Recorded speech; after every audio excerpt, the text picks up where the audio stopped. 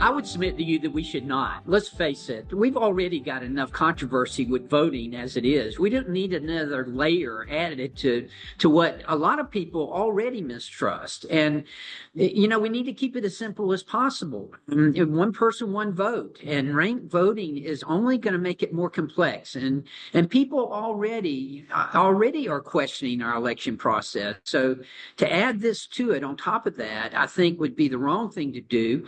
We're suffering from a lack of confidence as it is with people in the election process already as a result of the 2020 elections. So I think we're going in just the opposite direction that we should be going in. We should be trying to build up more confidence in the voting system as opposed to adding another layer of complexity to it. Well, I would note that maybe people don't trust the system because they don't feel like their voice is being heard. And the great thing about ranked choice voting is it makes sure that in a field of candidates that may have more than two candidates, the only way an individual can win is if they secure more than 50% of the vote. So today, if you have three or four candidates in the race, it's conceivable that somebody could win with a third of the vote, 33%, or in any event, under a majority. That doesn't feel very democratic to me, small d democratic, right? So with ranked choice voting, no one can win without at least 50% of the vote. And though it's a little more complicated than regular voting, it's no more complicated than doing a runoff. So when you go into the ballot box, you instead of just ticking a name, you put numbers next to a name, 1, 2, 3, 4. That allows you to know that even if you vote, your first vote is cast for somebody who doesn't win, that the fact that your second rated person may be the winner, you got to participate. So again, if democracy is about participation and making sure that the majority expresses its will, that's exactly what ranked choice voting did. Now, my friend Buddy said that people out there mistrust and question and are suspicious of the elections. They should not be. There is this stuff out there that elections are fraudulent, that illegal immigrants are voting. None of that is true.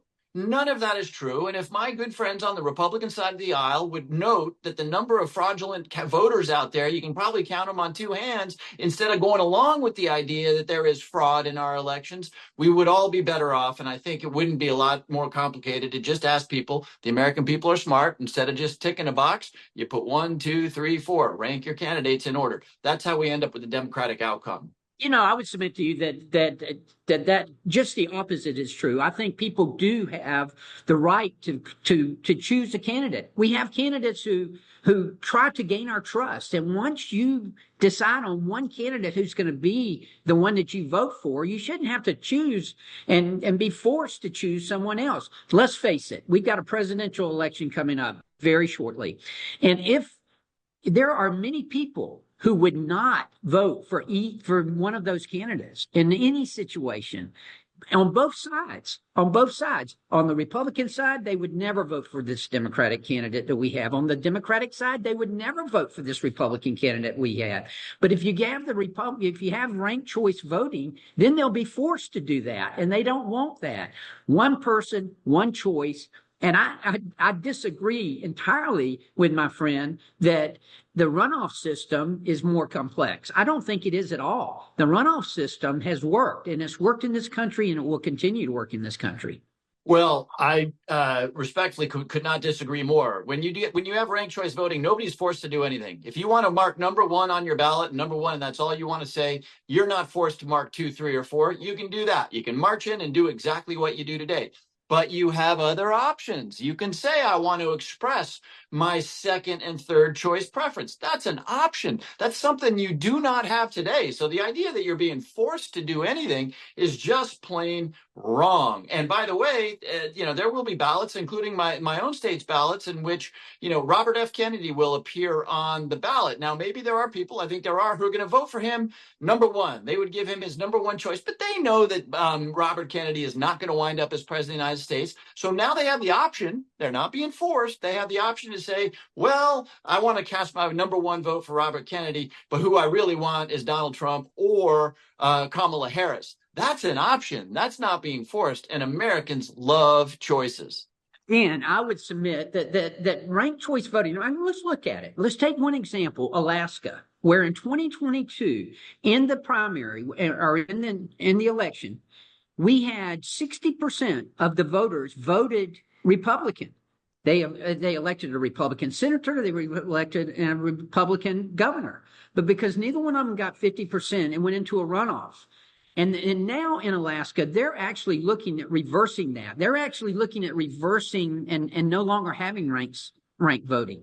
We've got it in 3 states right now. We've got it in Maine. We had a problem in Maine where my good friend Bruce Poliquin and my good friend Jared Golden, both of them are good friends, where they were forced to do the same thing. You know, people aren't, and to Jim's point, about, oh, well, this is who I want for the first choice, but I don't want anybody for the second choice. Well, then they're disenfranchised. They don't have the opportunity to vote for who they want to vote for. That's what they need to have, is the opportunity to vote for who they want to, and not to have to have a second choice. It should be one person, one vote, one round, not second round or third round. It should be just one round. Well, that's just plain wrong. I don't know what to tell you, right? You want 2 slices of cake or 1 slice of cake? Most Americans are going to say, I'd like 2 slices of cake. Nobody's being forced to do anything. If you want to march into the ranked choice ballot and only indicate one preference, you're totally entitled to do that. No one's forcing you to do anything. But you get a little something else, which is to express your second choice preference. So what Buddy Carter is saying, no, you don't get to express that preference. You need to vote for one person, even if you know that that person is not going to get elected. Now, by the way, Maine and Alaska, I think, sort of pull back the curtain a little bit on what's happening. Alaska is a very red state, and lo and behold, Mary Partola, as a Democrat, won that House seat. I'm sure that doesn't make my Republican friends happy, but the fact is, and this is a matter of math, this is not a matter of argument, the fact is that ranked choice voting more fully expresses the preference of the voters, and that's why Mary Partola won in Alaska, because she was running up against somebody who was so extreme that individual couldn't get enough support. So make no mistake, ranked choice voting is an option for people to make their voices heard, not just by saying, here's my number 1 choice, but here's my number 2 choice. Americans like choices, and this gives them more choice. Again, I would submit to you that ranked choice voting is a solution looking for a problem. There's not a problem here. It is a solution looking for a problem. And by the way, already 2 states have said that they're not going to have it, Florida and Tennessee. And Missouri has it on the ballot. And as I mentioned before, Alaska's thinking about reversing that decision to have ranked choice voting. You know, we're not talking about musical chairs here. And democracy is not about musical chairs. Democracy is about a candidate earning your trust and earning your vote. And that's who you vote for. The ranked choice should not have a place in our voting system. Aside from all the other things that we have to take into consideration, how much it would cost to change the system and all, people want to vote for one person, and they should have that right to vote for that one person. The current system we have works fine. It's worked fine for years and years. Well, you know, the other thing that ranked choice voting does that I think is very good is that it empowers the center. So we have extreme voters on both sides of the aisle. And if you want to march in and vote for somebody that's extreme right or extreme left, you want to do that, you're fired up, but you know that individual's not likely to win. This is what happened in Alaska. This would give you another bite at the apple to say, okay, I really want to vote for that fire-breathing MAGA person, but I don't think they're going to win, or that fire-breathing progressive, but I don't think they're going to win. But I've got this second vote to put forward. So this isn't even a disagreement in which opinions exist. The opportunity, the option, not the requirement to cast a second vote means that you get another option. And in all likelihood, that option will be exercised on behalf of a moderate candidate, which is why my friends in the Republican Party don't really like it, because moderation is just not something that works terribly well.